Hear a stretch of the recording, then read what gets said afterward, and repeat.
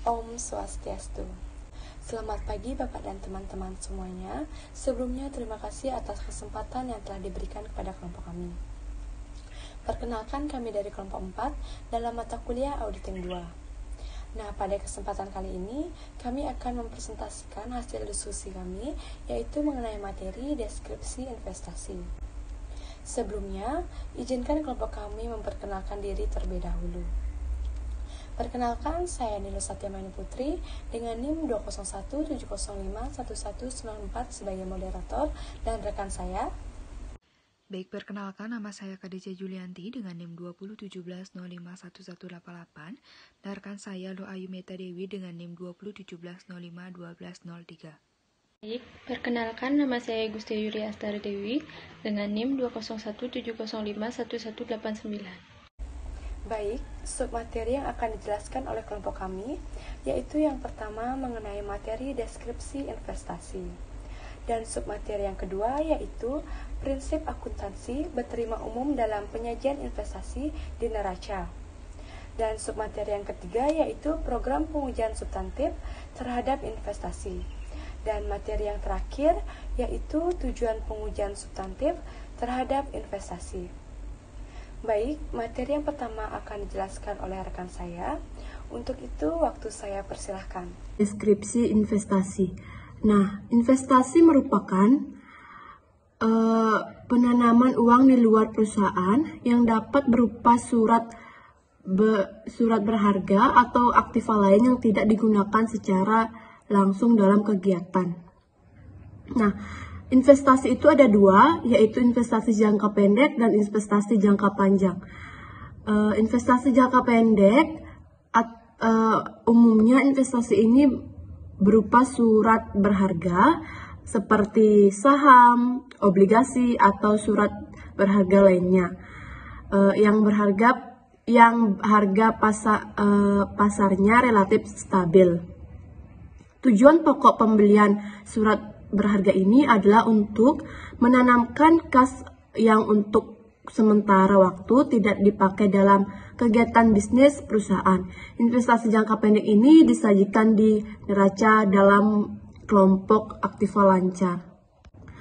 Nah, investasi jangka panjang tujuan pokoknya investasi sesuai dengan surat berharga ini adalah untuk memperoleh pendapatan bunga atau dividen dalam jangka panjang untuk membentuk dana khusus atau untuk mengendalikan perusahaan lain melalui kepemilikan saham. Investasi ini disajikan dalam kelompok aktiva tidak lancar dalam kelompok tersendiri. Investasi jangka panjang dapat berupa surat berharga seperti saham, obligasi, piutang hipotek, wetsel, piutang, atau berupa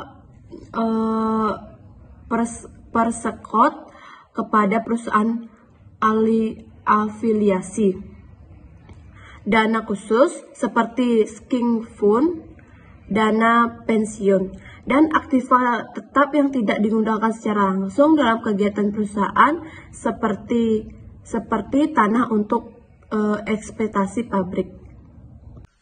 Baik, adapun prinsip akuntansi berterima umum dalam penyajian investasi di neraca, yakni yang pertama, di mana investasi harus disajikan secara terpisah di neraca sesuai dengan tujuan investasi tersebut. Yang kedua, investasi jangka pendek disajikan nilainya di neraca, dan yang ketiga, investasi jangka panjang disajikan di neraca pada kosnya. Yang keempat, harus dicantumkan pengungkapan yang cukup jika investasi jangka pendek digadaikan sebagai jaminan penarikan uang. Yang kelima, investasi dalam perusahaan afiliasi dan dalam non-consolidated subsidiary companies harus disajikan secara terpisah dari investasi yang lain dan harus dicantumkan penjelasan yang cukup mengenai sifat hubungan antara perusahaan-perusahaan tersebut. Yang keenam, di mana obligasi atau saham yang dikeluarkan oleh klien yang dibeli kembali sebagai treasury bond dan treasury stock atau disimpan dalam dana khusus sebaiknya disajikan sebagai pengurangan utang obligasi atau modal saham. Yang ketujuh, jika investasi bukan merupakan sumber pendapatan perusahaan, maka penghasilan yang timbul dari pemilik investasi tersebut harus digolongkan dalam atau penghasilan di luar usaha. Yang kedelapan, jika penghasilan bunga dan penghasilan dividen jumlahnya material, keduanya harus disajikan secara terpisah di dalam laporan laba rugi. Yang kesembilan, di mana laba atau rugi sebagai akibat penjualan investasi jangka pendek yang material jumlahnya harus disajikan secara terpisah di dalam laporan laba rugi atau rugi laba.